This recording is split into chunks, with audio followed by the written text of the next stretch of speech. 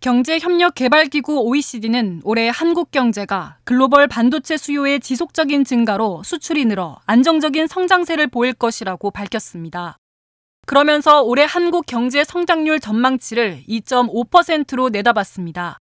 이는 지난 2월 전망보다는 0.3%포인트 높고 지난 5월 전망보다는 0.1%포인트 낮은 수치입니다. 물가 상승률은 2.4%로 예상했는데 내년에는 2.0%로 0.4%포인트 하락할 것으로 전망했습니다. OECD는 세계 경제 성장세도 안정적인 수준을 유지할 것으로 평가했습니다. 세계 경제 성장률은 올해와 내년 모두 3.2%로 전망했는데 물가 상승률은 상품 가격 하락과 인건비 가격 상승률 하락으로 내년 물가 상승률이 올해보다 낮아져 실질 임금 상승과 민간 소비 확대에 도움이 될 것으로 분석했습니다. 특히 서비스 분야의 경우 제조업에 비해 성과가 좋은 상황이라면서 실질 임금 증가가 가계소득과 소비를 받치고 있다고 밝혔습니다. 다만 코로나 대확산 이전 수준으로 완전히 회복된 상황은 아니라고 덧붙였습니다. 또 세계 교역량이 빠르게 회복되고 있지만 높아진 운송비용 부담이 여전히 남아있는 상황이라고 지적했습니다. 우리나라 양대 수출국인 미국의 경우 성장 속도 둔화를 완화적 통화정책이 보완해 올해 2.6%, 내년 1.6% 성장하는 한편 중국은 정부의 경기 대응이 위축된 수요와 부동산 침체를 보충해 올해 4.9%, 내년 4.5%의 성장을 예상했습니다. 이런 가운데 OECD는 세계 경제의 위험 요인으로 지정학적 갈등으로 인한 투자 위축과 수입 가격 상승에 더해 과도한 금융시장 변동과 노동시장 냉각을 꼽았습니다. 이에 반해 실질소득 회복과 유가 하락에 따른 물가 안정은 경제 성장에 긍정적인 영향을 줄 것으로 분석했습니다. 아울러 통화 정책에 있어 금리 인하 시기는 물가 상승 압력 억제를 위해 신중하게 판단해야 하고 향후 재정 충격과 지출 압박에 대응한 단호한 조치도 필요하다고 조언했습니다. 지난 6월에 이어 또다시 인구 비상대책회의를 주재한 윤석열 대통령. 최근 출산율 반등의 불씨가 살아났다며 확실한 반전의 모멘텀이 마련돼야 할 거라고 말했습니다. 이를 위해선 출산과 육아가 행복한 경험이 돼야 한다며 청년들이 일과 육아를 병행할 수 있도록 일터의 환경과 문화를 바꿔나가는 게 최우선 과제일 거라고 밝혔습니다. 그러면서 먼저 기업의 인식을 바꿔야 한다고 설명했습니다. 2일 가정 양립을 지원하는 것이 단순한 비용 증가에 그치는 것이 아니라 기업의 경쟁력을 높이고 더 큰 성장을 이끄는 투자가 되는 것입니다. 윤 대통령은 이어 정부도 인센티브 등을 통해 일과 가정의 양립을 지원하는 우수기업의 노력을 뒷받침하겠다고 밝혔습니다. 이들 기업의 세제 혜택을 검토하고 국세 세무조사 유예 등의 방안을 마련하겠다는 계획입니다. 특히 정부의 노동개혁 추진이 인구 위기 해법이 될 수 있는 만큼 노동 유연화에 대한 사회적 공감대를 확산시키겠다고 강조했습니다. 윤 대통령은 아울러 인구 위기 극복은 사회 전체가 힘을 모아 인식과 구조를 개선해야 하는 과제라며 경제계와 금융계, 학계, 방송계, 종교계 등이 만든 저출생 극복 추진본부가 역할을 해줄 것을 거듭 당부했습니다. 7월 출생아 수는 2만 601명으로 집계됐습니다. 이 출생아 숫자로 따지면 12년 만에 최대치고 증가율로 보면 2007년 이후 가장 높습니다. 코로나19로 지연됐던 결혼이 2022년 이후부터 작년까지 집중되면서 이 출생아 증가에 영향을 준 것으로 보입니다.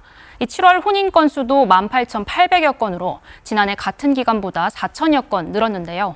이 통계청은 코로나19 기저휴가와 결혼 장려를 위한 정책 휴가를 이유로 들었습니다. 정부는 그동안 대통령 직속기관인 저출산 고령사회위원회를 중심으로 저출생 대책을 범부처 차원에서 마련해왔습니다. 아빠의 출산휴가 기간을 기존보다 2배 확대하고 이 부부가 함께 육아휴직을 사용하면 그 기간을 연장하는 방안을 추진한 것이 대표적인데요. 또 양육과 주거 등 핵심 분야에서 150여 개 대응 과제를 마련하고 이를 뒷받침하기 위해 인구 전략 기획부를 신설할 계획을 밝히는 등 저출생 대책을 계속해서 강화하고 있는 모습입니다. 이 같은 정부의 정책 기조가 출산과 결혼에 대한 인식 변화에도 점차 영향을 주고 있는 것으로 보입니다. 최상목 경제부총리가 관훈 토론회에 참석해서 경제 상황을 진단했는데 여기서 어떤 얘기들이 나왔나요? 네, 이 최 부총리는 먼저 물가 상황이 안정 수준에 있다고 봤습니다. 지난달 기준 목표 수준인 2%까지 물가가 떨어졌고 최근 수출 호조세로 경기 상황도 2% 중반대 성장이 예상된다고 밝혔습니다. 다만 내수 부문에선 회복 속도가 느리다고 봤는데요. 그동안 고물가 고금리 기조가 누적되면서 소비와 투자 회복이 더딘 것으로 분석했습니다. 이 최 부총리는 민생 경제 회복을 최우선 과제로 삼고 조만간 소비와 투자를 끌어올리기 위한 맞춤 정책을 마련하겠다고 밝혔습니다. 최 부총리는 금융투자 소득에 세를 매기는 금투세 폐지 입장을 재차 강조하면서 자본소득 과세 체계에 대한 종합적인 검토가 필요하다고 밝혔고요. 또 대기업이 계열사 합병이나 분할을 할 때 소액주주를 보호하는 방안도 검토하고 있다고 말했습니다. 현재 부분적으로 금지된 공매도에 대해선 내년 3월부터 전면 재개한다는 입장을 밝혔습니다. 1차 개발 전략회의 이후 3개월 만에 두 번째 동해 심해가스전 개발 전략회의가 열렸습니다. 회의에서는 외부 교수들로 구성된 기술자문위와 제도 개선 자문위의 검토 내용이 집중적으로 논의됐습니다. 정부는 우선 조광 제도를 개편하기로 했습니다. 기존 제도가 대규모 개발에 적합하지 않다는 겁니다. 조광권은 광업구역에서 자신의 자금으로 광물을 탐사하고 생산하려는 사업자에게 일정한 조건을 붙여 이양한 권리를 말합니다. 현재 국내 조광 제도는 외국 기업의 국내 투자를 유인하기에 부족하고 경제성도 맞지 않은 상황입니다. 이를 위해 현행 생산량 기준 부과 방식에서 기업의 수익성에 비례해 부과할 방침입니다.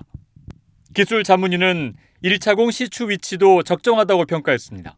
이를 통해 후속 시추의 성공률을 높여나가야 한다고 말했습니다. 안 장관은 이와 함께 10월 중 자문사를 선정하고 투자 유치 전략을 수립해 본격적으로 해외 투자 기업을 유치하겠다고 밝혔습니다. 석유공사는 현재 해외에서 글로벌 업체를 대상으로 로드쇼를 진행하고 있습니다. 대왕고래 프로젝트 1차공 시추 목표는 12월입니다. 각종 하청업체에 건설 용역 대금을 부풀려 지급하고 그에 상응하는 금액을 되돌려받은 A건설업체. 자사의 의약품을 처방해주는 대가로 의사 부부에게 수천만 원의 신혼여행비와 명품 예물비를 대납해준 B제약사. 모두 뇌물의 성격을 띤 부당 고객 유인 거래, 불법 리베이트 행위에 해당합니다. 공정 경쟁을 훼손하고 대다수 국민이 누려야 할 혜택을 소수 기득권층의 이익으로만 집중시키는 심각한 사회 문제입니다. 국세청이 리베이트 관련 탈세를 근절하기 위해 대규모 세무조사에 들어갔습니다. 관련 법률에서 리베이트 수수 행위를 명확하게 금지하고 있는 분야로 건설업체 17개, 의약품업체 16개, 보험중개업체 14개 등 총 47개 업체가 대상입니다. 건설업에서는 시공사 선정의 대가로 재건축 조합장의 자녀 등에게 수억 원의 가공급여를 지급하거나 시행사의 비용을 대신 부담하는 등의 방식입니다. 건설업체의 불필요한 지출을 유발해 아파트 부실 시공 등 아파트와 주택 등의 품질 하락을 일으키고 국민의 주거 안정을 저해할 수 있습니다.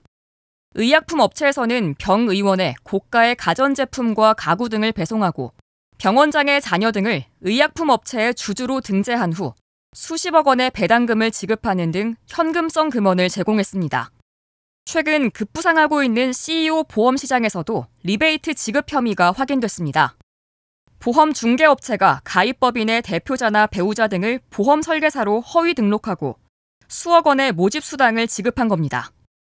국세청은 이번 세무조사를 통해 세법 질서 위반 행위를 엄정히 처벌하는 것은 물론 리베이트로 최종 이익을 누리는 자까지 끈질기게 추적 중이라고 밝혔습니다.